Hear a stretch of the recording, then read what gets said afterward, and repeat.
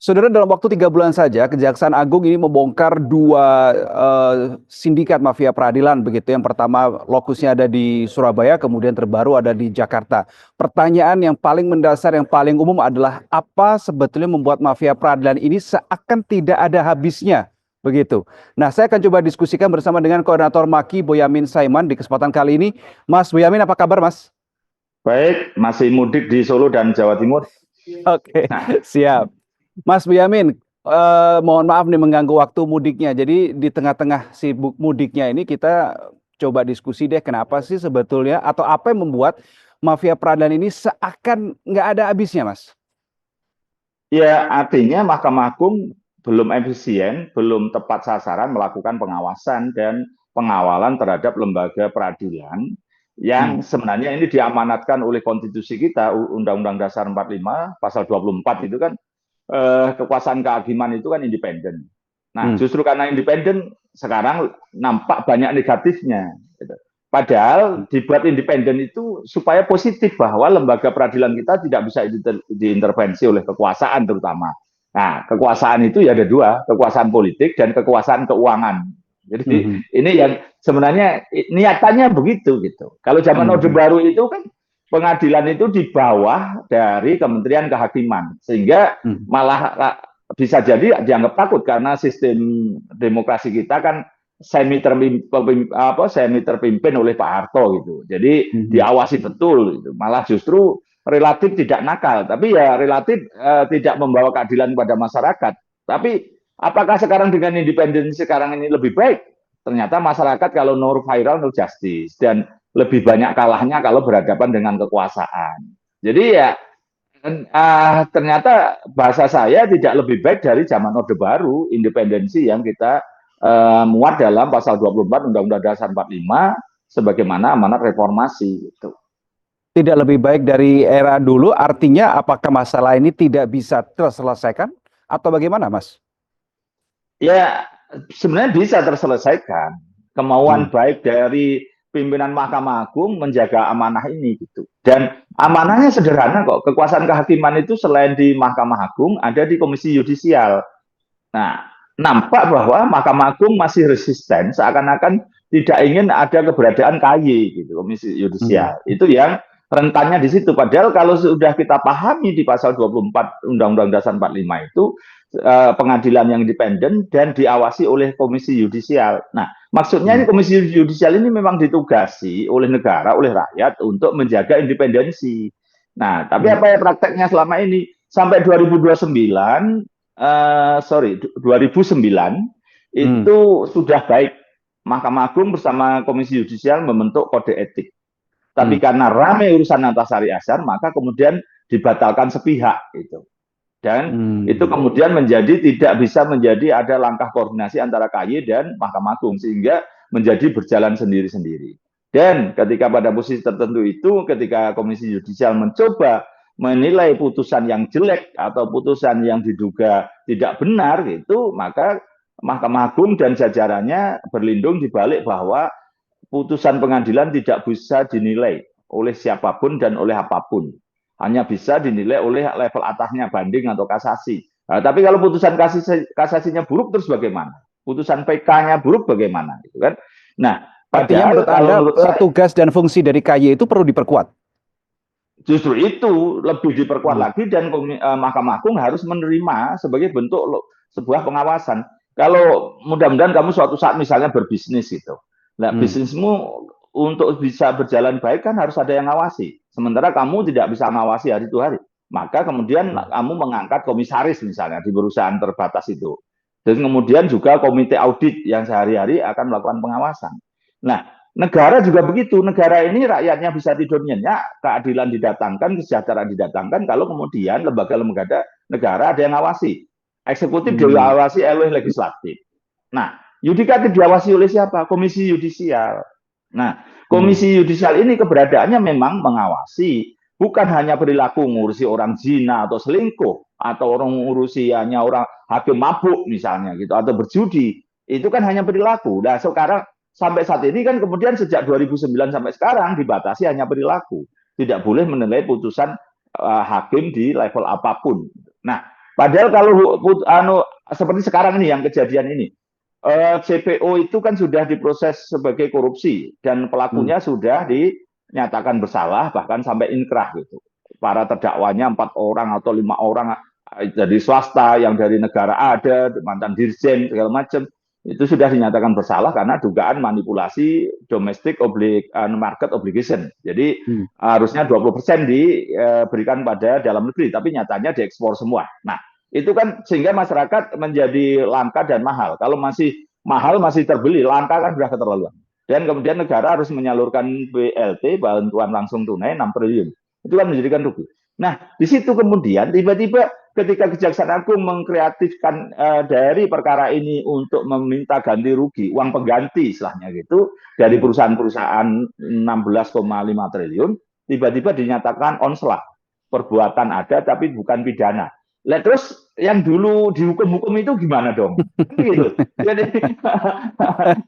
jadi kan sesuatu yang betul-betul bertolak belakang. Para Hmm. pelaku orangnya dinyatakan korupsi, dan kemudian perusahaannya dijadikan terdakwa korupsi untuk dihukum membayar uang pengganti kerugian dari yang ditimbulkan akibat dugaan korupsi tadi. Nah, kemudian kan ngapain kalau cuma memenjarakan orang? Kan itu Hmm. kan. Hmm. Nah, maksudnya kan dikreatifkan perusahaan itu korporasi dijadikan terdakwa, terus Hmm. kemudian dituntut di pengadilan, diputuslah onslah. Nah ini kan sesuatu yang kontradiktif dan itu hukum loh ini. Kalau Ya. hanya politik bolehlah, atau ibu-ibu, mak-mak, sein kanan belok kiri gitu masih boleh. Tapi ini kan hukum yang tidak bisa menjadi Ya. begitu saja berbeloknya gitu. Jadi ini menurut saya Komisi Yudisial harus juga diberi kewenangan untuk menilai putusan. Soal nanti putusan itu akhirnya, oh ya udah ini karena ada pertimbangannya logis, meskipun banyak yang protes, tapi nggak apa-apa gitu. Malah justru ini pembelajaran pada masyarakat gitu. Tapi kalau pertimbangannya nggak jelas, ngalor ngidul, dan kemudian juga tiba-tiba diputus beberapa kasus narkoba diputus bebas, padahal jelas-jelas dia bersama Hmm.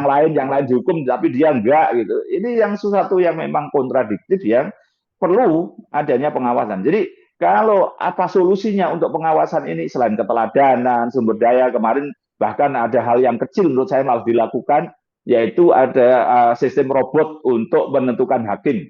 Ya gampang kalau Hmm. itu mau dinakali ya bisa aja. Tender Hmm. yang pakai elektronik aja bisa diakali, gitu kan. Misalnya tendernya itu hanya dibuka jam 5 lebih 1 menit. Orang yang digendaki jadi pemborong suruh upload di situ semua. Selesai ditutup semua, diganggu lagi, orang tidak bisa upload. Gitu. Nah, hakim juga bisa begitu. Ini kan urutan ada 4 majelis hakim. Hmm. Nah, kita hakim yang diduga yang akan diatur itu hakim rombongan 4 gitu. Ya udah Hmm. nomor 1 biar aja ngurusi pencurian, nomor 2 KDRT, nomor 3 biar aja ini ditahan dulu. Baru setelah nomor 1, 2, 3 selesai baru dimasukkan hakim yang dikehendaki. Bisa kok dengan cara-cara begitu. Nggak ada yang sesuatu Jadi yang masih sulit, kurang menjawab apalagi juga itu solusi itu ya. sama sekali tidak. Satu aja yang Hmm. menurut saya yang utama, yang lain-lain boleh lah nomor berikut-berikutnya. Utama itu adalah membuka diri terhadap Komisi Yudisial. Karena Komisi Hmm. Yudisial itu dibentuk oleh konstitusi untuk mengawasi independensi dari kekuasaan kehakiman. Nah, independensi Oke. itu apa? Dalam rangka menegakkan keadilan, bukan dalam rangka menegakkan sakunya gitu dengan suap Oke. 60 miliar gitu kan. Mas Boyamin, Anda mengatakan bahwa KY perannya harus diperkuat, harus bisa sampai menganalisis bahkan juga mungkin memutus ya, tidak hanya merekomendasikan juga terkait dengan keputusan-keputusan yang aneh, keputusan-keputusan yang lucu, tentunya itu dalam tanda kutip begitu. Nah, tetapi keputusan aneh, keputusan lucu itu kan terjadi karena ada sesuatu yang terjadi sebelumnya, Ya, di mana kita ketahui ada transaksi begitu. Nah, iya. transaksi ini bisa tidak dicegah? Ya, semua bisa ditegah kalau memang mau. Saya pun harus introspeksi sebagai advokat begitu bahwa Hmm. advokat kita inilah yang melakukan godaan-godaan. Karena Hmm. apapun dia kan pengen menang, pengen dapat bayaran dan otomatis terkenal selalu menang perkaranya kan gitu kan. Sehingga Hmm. Hmm. semakin ratingnya naik dan kemudian honornya juga jadi naik kan gitu kan. Justru Hmm. di kita masih dimaklum yang penting menang. Hmm. Jadi justru banyak lawyer-lawyer yang penting menang. Bahwa kalau ditanya mereka apakah pernah melakukan suap, ya ada yang mengatakan jujur melakukan suap. Paling tidak berani bantah kalau tidak melakukan suap. Gitu. Nah ini yang menurut saya dari sisi itu harus kita sama-sama juga di advokat juga harus mulai ditegas untuk kompetensi dan integritasnya. Kemudian beberapa hal kalau istilahnya itu ya dijaga betul komunikasi segala macam. Kita ini kan yang lawyer-lawyer yang biasa lurus menemui hakim juga nggak bisa kok gitu kan. Dijaga di Hmm. pengadilan nggak bisa. Ini kok tiba-tiba lolos ternyata ada komunikasi yang begitu intens sampai uang berapa kali Hmm. mengalirnya itu kan justru Hmm. ini kan masih banyak celah gitu. Nggak bisa ketemu di pengadilan, ketemunya ternyata di luar. Handphonenya kan berarti kan dia bisa komunikasi gitu kan. Jadi banyak yang pada posisi memang di sini mestinya Mahkamah Agung bersama KY peduli terhadap perkara-perkara yang melibatkan yang melibatkan pihak-pihak yang berduit gitu. Ini kan Hmm. apapun perusahaan-perusahaan ini memang berduit gitu. Kita Ya, tidak UUD belum bisa ujung-ujungnya menuduh duit tetepan apakah ya. belum bisa menuduh uangnya berasal dari perusahaan itu. Ya bisa aja dari Hmm. kantong pengacara, tapi kan nggak mungkin. Masa pengacara Hmm. sampai bisa menggelontorkan uang 60 miliar? Memang honornya berapa gitu. Kalau toh honor ya bisa aja akal-akalan dibuat honor 600 gitu kan, 600 miliar Hmm. atau 100 miliar lah. Terus yang 60% memang untuk nyogok gitu. Dia dapat bagian 40. Ya tapi kan pada posisi ini kan suap itu kalau terjadi kalau para pihaknya ada yang berduit kan. Nah, maka mestinya Betul. diawasi dan kalau perlu ya di tengah jalan tiba-tiba diganti hakimnya, didatangkan dari luar daerah dan diawasi. Hmm. Banyak cara yang bisa digunakan kalau memang pengawasan ini mau dibuat efisien. Nah, ada Oke. yang kecil lagi, Reno. Apa itu, Pak? Pak, baru seminggu ini saya malah dapat informasi beberapa hakim, sebagian besar hakim, ketika baru jadi hakim aja PNS sudah punya pinjaman di bank. Dan itu sebagian Hmm. besarnya dipakai untuk hal yang mewah, misalnya di mobil segala macam. Nah, Hmm. karena tidak ada aturan yang membatasi, maka bisa sampai di angka 80% pinjamannya. Nah, kalau Hmm. gaji tinggal 20% kan nggak cukup. Nah, ini kan menjadi rentan. Gitu. Maka saya sudah Hmm. meminta kepada Mahkamah Agung untuk membatasi pinjaman maksimal 30%. Gitu. Karena Hmm. agak besar, karena gajinya hakim besar, maka bank berani besar juga. Yang senior Ya, itu ya, ya. hakim biasa aja bisa 1 miliar loh plafonnya, Reno. Jadi Hmm. kalau Hmm. yang Hmm. baru-baru bisa 200-300 juta gitu. Nah, ini yang menurut saya juga perlu dibenahi supaya diatur. Ternyata selama ini tidak diatur, jadi pinjam berapapun tidak ada masalah. Mestinya kan Oke. diperhitungkan. Kalau kamu pinjam 80%, dan nanti mau makan apa sebulannya. Kan? Nah ini Hmm. yang banyak hal yang perlu dibenahi dan memang sekali lagi kalau ini KY diberi kemenangan pasti juga akan mengatur itu, akan mengatur yang besar maupun yang perintilan yang kecil-kecil gitu. Dan kita serahkan sepenuhnya. KY selalu mampu kok gitu karena memang ditugasi awasi, punya Hmm. metode, punya dikembangkan terus dan saya tahu bagaimana mereka mengembangkan teknik pengawasan, teknik evaluasi putusan dan lain sebagainya. Mereka selalu berusaha mencari celah untuk mengawasi putusan-putusan dan hakim-hakim yang diduga nakal di daerah maupun di pusat itu. Oke, ada pandangan bahwa tumbuh suburnya mafia peradilan masih bertahan sampai dengan sekarang ini salah satunya adalah terkait dengan karena selama ini penegakan hukumnya tidak sampai menyasar ke aktor intelektualnya begitu. Tetapi kalau kita ingat kasus beberapa waktu lalu ada Zaro Fikar mantan petinggi DMA yang juga sudah terjaring begitu. Nah, bagaimana Mas Boyamin merespons pandangan belum menyasar sampai ke aktor intelektualnya? Richard Jarot kan juga belum menyasar aktor intelektualnya. Siapa yang pemberi Hmm. uangnya yang sampai 1 triliun itu? Kan Hmm. itu. Jadi ini kan diduga ya perusahaan-perusahaan besar yang berkepentingan. Konon ada katanya satu penyuap itu yang paling besar 200 miliar. Itu belum pernah disentuh. Saya sudah tahu, saya sudah melaporkan dan prosesnya sampai sekarang dipanggil sebagai saksi aja belum itu. Dan prosesnya hanya dikunci menjadi gratifikasi. Kalau gratifikasi ini kan tidak perlu tahu siapa yang memberi. Tidak lapor Hmm. KPK maka dianggap gratifikasi karena tidak sesuai profilnya gitu. Lah Hmm. kalau dikenakan pasal suap kan harus dicari penyuapnya. Maka Richard Jarot kemarin hanya gratifikasi itu yang mengecewakan saya. Jadi memang banyak dan hampir semua yang belum menyentuh aktor intelektual dari sebuah perkara korupsi. Jadi ini Hmm. yang menurut saya kalau toh melibatkan menteri misalnya, tapi juga aktor intelektual yang lain dari politisi yang titip proyek itu segala macam juga belum tersentuh. Gitu. Jadi Hmm. banyak hal-hal yang belum tersentuh sehingga pada posisi tertentu menjadikan ya kita orang diproses korupsi itu hanya nasib sial aja Reno gitu. Jadi apes saja gitu. Jadi itu yang sehingga orang masih berani ya udahlah di kabupaten kota aja bagaimana orang beli plakat itu di alasannya untuk nanti ngasih penghargaan siapa atau kalau ada kunjungan kerja segala macam. Biasa anggaran 1.000 tapi prakteknya yang dibelikan maksimal 50% gitu. Nah, nanti alasannya udah habis, seakan-akan ya belinya 1.000 buah, tapi sebenarnya hanya beli separuhnya aja 500 buah. Nah, itu kalender lah apa kertas yang beli di kwitansinya 10 rim tapi prakteknya hanya 6 rim, yang 4 rim dijual lagi gitu, atau bahkan langsung diminta duitnya. Jadi sudah banyak hal yang ini memang kita benahi. Memang tata kelola dari sisi pemerintahan juga harus benahi, tata kelola di Mahkamah Agung dibenahi. Salah satunya berkali-kali saya ulang lagi ya harus kembali ke laptopnya, yaitu bersedia diawasi KY secara maksimal. Kalau kemarin kan masih minimalis. Jadi ini yang jadi agennya sampai kapanpun ini Mahkamah Agung mengatakan bahwa kami akan mengawasi begini-begini, tidak akan pernah efisien. Mengawasi orang internal itu kan ya nanti ketemulah dulu angkatannya apa segala macam, macam. Jadi tidak akan pernah efisien. Kamu punya ini yang mengawasi orang internal ya tidak akan efisien, tapi kalau orang luar pasti efisien. Itu aja rumusnya. Rumus-rumus ini yang harus dipakai. Masih.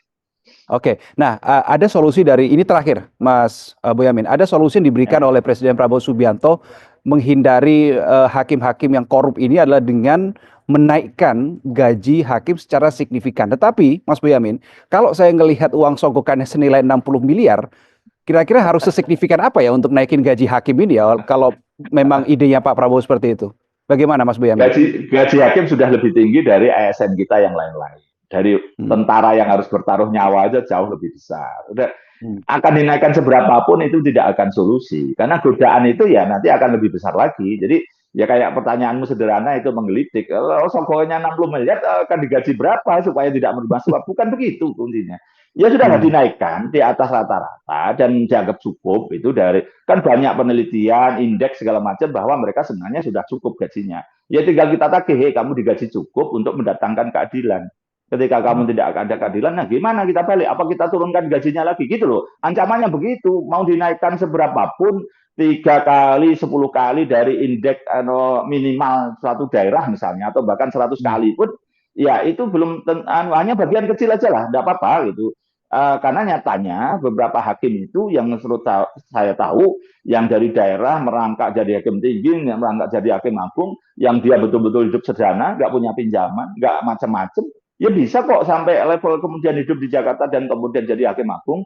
Justru saya sebenarnya masih ada nilai-nilai baik bahwa di Mahkamah Agung ada hakim yang bagus, yang tidak naik neko-neko bisa jadi hakim agung. Nah ini yang sisi baiknya ini yang harus dibesarkan, yang harus dikemukakan sebagai role model gitu. Nah, kemarin itu kan ketua pengadilan itu Jakarta Selatan dipampang kemarin jadi role model katanya. Lah role modelnya kayak begitu, mestinya role model kan yang hakim-hakim yang benar, yang menurut saya masih banyak yang bisa kedepankan sebagai role model. Jadi kalau gaji semata-mata itu tidak akan menyelesaikan masalah juga. Faktor integritas, kompetensi ini yang harus dikedepankan. Justru yang harus diurus beneran, sistem mutasi, ini juga promosi segala macam itu, dan juga masih ada sisa-sisa feodalisme itu harus dihapuskan. Kunjungan pimpinan ke daerah dijamu segala macam itu, ya kalau menurut saya tidak usah ada kunjungan. Toh untuk apa? Pembinaan bisa cukup daring, cukup online, atau kegiatan-kegiatan bimbingan teknis, sudah itu aja menurut saya sudah bagus itu. Nah, karena ini nampaknya ya kunjungan daerah ini bagi pimpinan ada uang perjalanan dinas, bagi daerah harus menjamu. Ini kan menurut saya juga harus dihapuskan begitu. Banyak faktor-faktor kecil, tapi faktor besarnya utamanya tetap Komisi Yudisial nanti kan bisa mengawasi perjalanan dinasnya kayak apa, jamuan kayak apa, gitu kan. Karena kemarin saya beri masukan misalnya ternyata ada hakim agung yang diduga mendapat jamuan misalnya. Jadi ini yang menurut saya diawasi betul nantinya. Kunjungan daerah KY akan memantau, tiba-tiba nongol di restoran itu kan bubar kan. Nah gitu loh. Jadi ini kita serahkan kalau KY diberi kewenangan maksimal dan Mahkamah Agung memberikan tangannya secara terbuka untuk berkolaborasi, selesailah sudah urusan ini. Kita akan mendapatkan badan peradilan yang independen, menegakkan keadilan dan menciptakan kesejahteraan bagi rakyatnya. Masih Reno. Oke, Mas Boyamin Saiman, Koordinator MAKI, terima kasih sudah berbagi sudut pandang terkait dengan mafia peradilan yang sampai dengan saat ini masih eksis dan masih tumbuh subur di Indonesia. Terima kasih, Mas Boyamin. Selamat pagi. Ya, pagi. Dan saudara, itu tadi adalah diskusi kami terkait dengan mafia peradilan yang terbaru adalah terjadi di Jakarta, bahkan tidak main-main ya, untuk uang sogokannya sendiri saja sampai 60 miliar rupiah. Kalau tadi versi Mas Boyamin adalah bagaimana penguatan peran KY, perluasan peran KY supaya ini bisa betul-betul maksimal dalam mengawasi kinerja para hakim yang berada di bawah Mahkamah Agung. Kalau menurut Anda bagaimana saudara? Selamat CTV.